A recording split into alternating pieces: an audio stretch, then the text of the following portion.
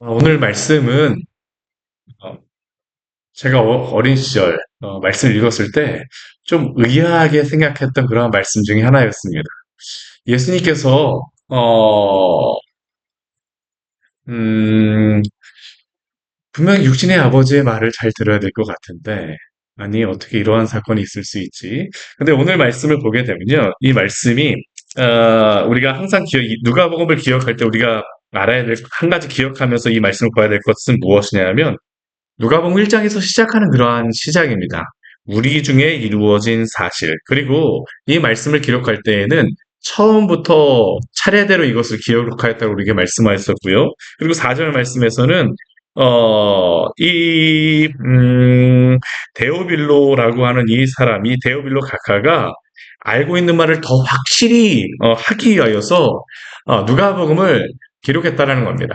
결국 그러니까 이 누가복음 지금 오늘 나온 말씀도 무엇에 대한 것일까요? 차례대로 기록하는 중에 예수님의 그러한 유년 시절, 어린 시절에 대해서 나오는 사건은 사실 이게 유일합니다. 그러한 이 말씀을 통하여서 누가가 우리에게 또한 이 말씀을 읽고 있는 그러한 사람들에게 알려주고자 하는 것은 우리가 알고 있는 그 믿음에 대하여서, 우리가 알고 있는 그 예수님에 대하여서, 복음에 대하여서 더 확실히 하고 그 믿음이 더욱더 성장할 수 있도록 하기 위하여서 이 누가복음을 우리에게 지금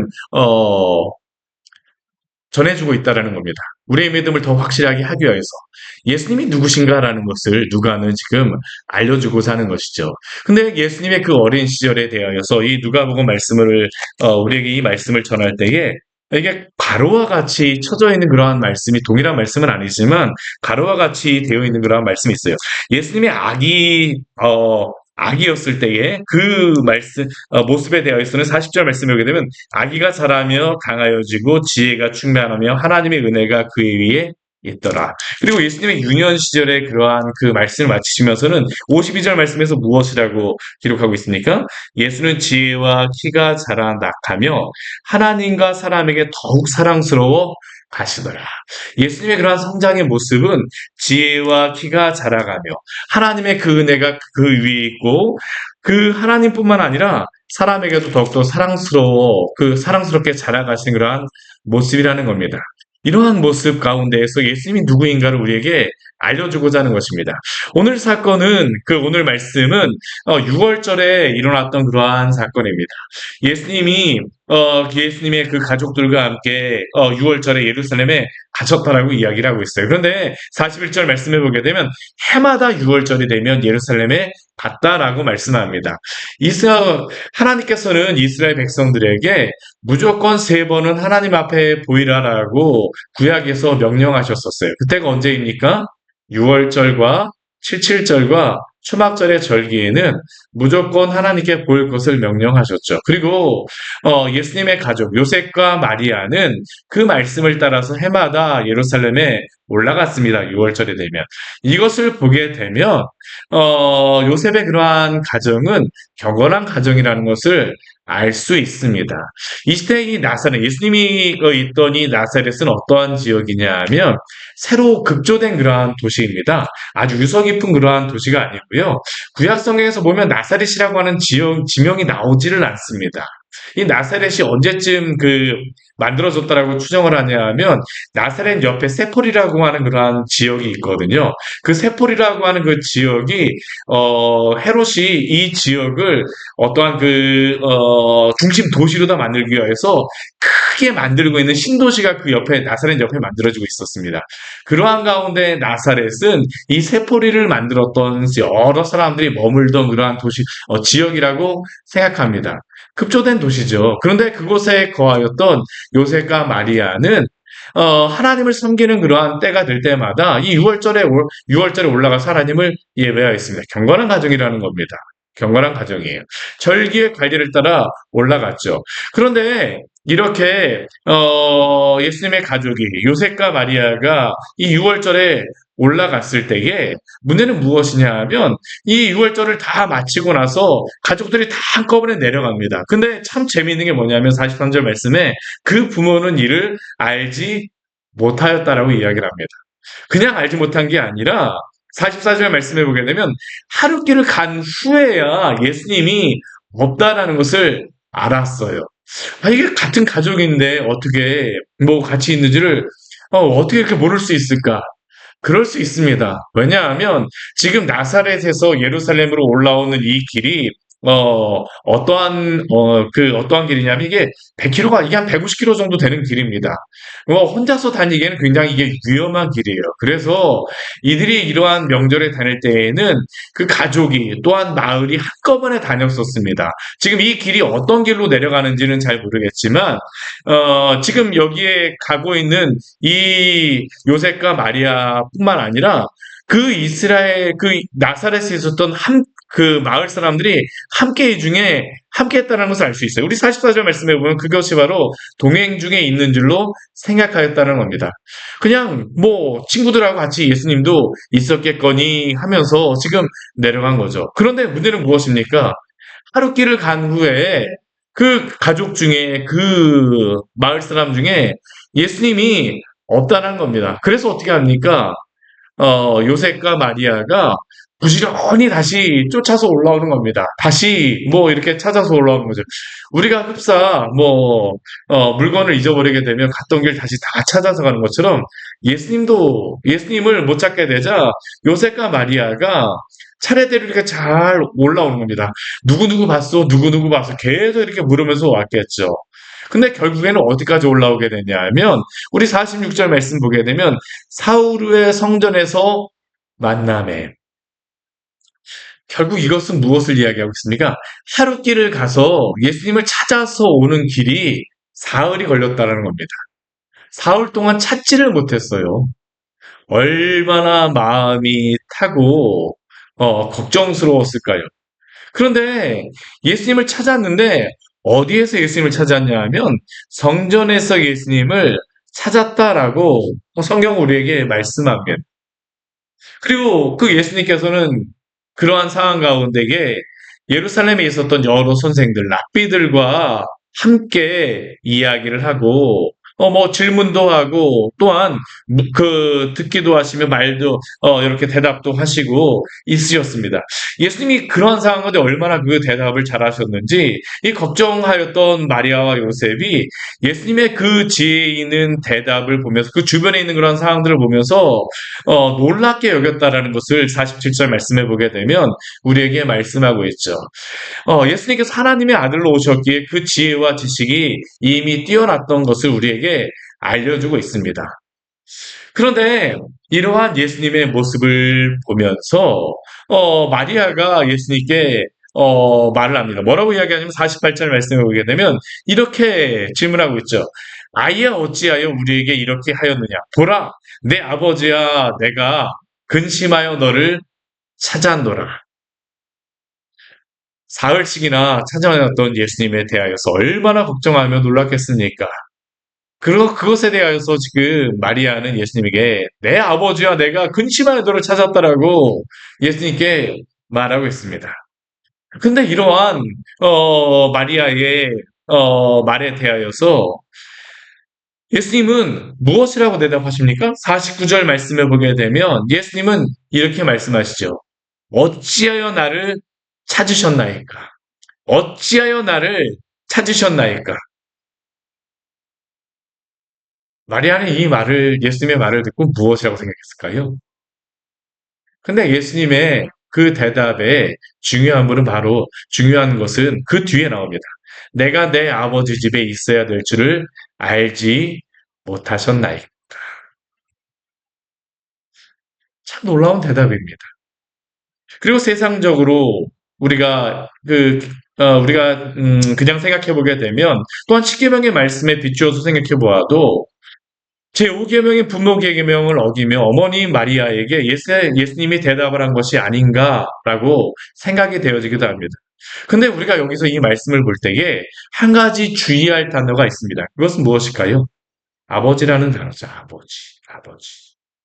여기서 예수님께서는 내 아버지의 집이라고 하지만 이것을 원어적으로 보게 되면 이 의미가 어떠한 의미냐 하면 내 아버지의 집이라는 그러한 의미보다는 내 아버지의 어떤 것이라는 그러한 의미입니다. 예수님은 아버지의 어떤 것에 있어야 된다는 것을 의미하는 겁니다. 이것은 성전뿐만 아니라 아버지의 가르침, 말씀, 그에게 속한 모든 것에 있어야 된다라는 것이 바로 예수님이 마리아에게 대답하는 겁니다. 그런데 이것이 중요한 이유가 있습니다. 지금 요셉과 마리아가 예수님을 찾아온 이유, 그리고 마리아가 예수님께 놀라며 말한 이유는 48절 말씀에서 내 아버지와 나를 근심하게 하였다는 것으로 예수님이 육신적인 아버지 요셉에게 속하지 않아서 지금 이렇게 마리아와 요셉은 예수님께 말하고 있는 것입니다. 근데 예수님은 이러한 마리아와 요셉을 향하여서 자신은 지금 내 아버지, 하나님께 속한 곳에서 예수님의 진정한 아버지께 속하여 있다라고 예수님은 대답하신 겁니다. 마리아는 내 아버지 요셉을 말하였는데 예수님께서는 내 아버지, 하나님으로 대답하셨습니다. 결국 오늘 말씀은 예수님이 요셉과 마리아에게 불순종한 것을 알려주는 말씀이 아니라 예수님이 본질적으로 하나님의 아들 그리스도로 오셨음을 마리아와 요셉에게 그리고 그 주변의 선생들에게 선포한 것입니다. 바로 예수님께서 하나님의 아들로 유월절 어린 양이 되시기 위하여서 이 땅에 오셨는데 지금 예수님은 자신이 누구시라는 것을 이 사건을 통하여서 말씀하고 있죠. 누가복음에 예수님이 어린 시절을 마무리하며 예수님을 통하여 직접 예수님은 자신이 어떠한 분인가를 우리에게 또한 가르쳐주고 계신 것입니다. 그리고 이것은 우리에게 예수님에 대하여서 중요한 한 가지 사실을 알려줍니다. 그것은 예수님이 육신의 아버지, 육신의 어머니가 있어서 인성을 지니고 계시다는 것을 알려주지만 또한 예수님은 하나님의 유일하신 아들, 독생자 예수 그리스도로 오셨음을, 신성을 지니신 분이심을 우리에게 직접 알려주고 확인시켜줍니다. 확신하게 하여주고 있죠. 왜 예수님이 인성과 신성을 가지고 이 땅에 오셔야만 합니까? 그것은 바로 예수님이 사람으로 오심으로 그 생명의 값을 지불하기 위하여서입니다. 예수님은 인성을 가지심으로 우리 대신 죄의 값을 치르시고 또한 그 죄의 값은 사망이라고 하는 그 말씀과 같이 우리의 죄값을 치르시기 위하여서 육신을 가지시고 이 땅에 오셨습니다. 그리고 그 증거는 바로 육신의 아버지, 어머니가 이 땅에서 예수님께 있다라는 겁니다. 그러나 왜 예수님은 또한 신성을 가지셔야만 했습니까? 그것은 바로 우리의 죄가 무한하신 하나님 앞에서 죄를 지었기에 그 죄의 값 또한 하나님의 무한하심에 근거하여서 무한해지기 때문입니다. 하나님이 우리의 죄는 우리가 조그맣다고 생각하지만 무한하신 하나님께는 그 죄조차도 어떻게 보일까요? 크게 보일 수밖에 없는 겁니다. 무한하신 하나님께. 우리와 같은 평범한 사람에게 거짓말을 하는 것과 왕에게 거짓말을 하는 것은 그 죄의 크기가 이 세상에서도 다르게 여겨질 수밖에 없는 것처럼 영원하신 하나님 앞에서 그 죄는 아무리 작은 죄라 할지라도 그 죄의 크기가 무한할 수밖에 없기에 더군다나 온 인류의 죄를 담당하셔야 하기에 이것은 사람으로서는 그 죄의 값을 담당할 수가 없습니다. 그래서 예수님은 반드시 하나님의 아들로 신성을 가지시고 오신 것입니다. 왜냐하면 그 무한한 죄의 값을 담당하시기 위함입니다. 그러나 이렇게 예수님이 당신이 바로 하나님의 아들이심을 설명하였다라고 하지만 마리아와 요셉이 이해할 수 있었을까요? 쉽지 않죠. 우리도 사실 이 말씀을 보면서 여러 가지 생각이 나는데 마리아와 요셉도 쉽게 그것을 깨닫지 못하였습니다. 그래서 50절 말씀을 보게 되면 그 부모가 그가 하신 말씀을 깨닫지 못하였다라고 성경은 우리에게 말씀하고 있습니다. 그런데 오늘 52절 말씀 아까도 읽었지만 52절 말씀 우리에게 무엇이라고 말씀합니까? 우리 같이 한번 읽어보겠습니다. 예수는 지혜와 키가 자라가며 하나님과 사람에게 더욱 사랑스러워 가시더라. 오늘 예수님께서 마리아와 요셉에게 불순종한 것처럼 보지만 그것이 아닙니다. 예수님이 바로 하나님의 아들이심을 보여주시기 위함이죠. 그리고 그 후에는 어떻게 합니까? 우리 51절 말씀을 보게 되면 나사렛에 내려가셔서는 다시 그 육신의 부모의 말을 순종하며 또한 받드시더라라고 우리에게 말씀하고 있습니다. 예수님은 이 땅 가운데서 하나님과 사람에게 사랑스러운 분이셨습니다. 또한 그분은 우리의 구원자로 이 땅에 오셨음을 기억하며 우리가 예수님의 그러한 이 말씀을 통하여서 우리가 예수님에 대한 그 확실한 믿음 가운데 예수님을 우리의 구속주로서 인성과 신성으로 오신 그러한 우리의 구원자로 믿고 살아가는 믿음이 성장하는 귀한 성도님들 되시기를 축원합니다. 같이 기도하도록 하겠습니다.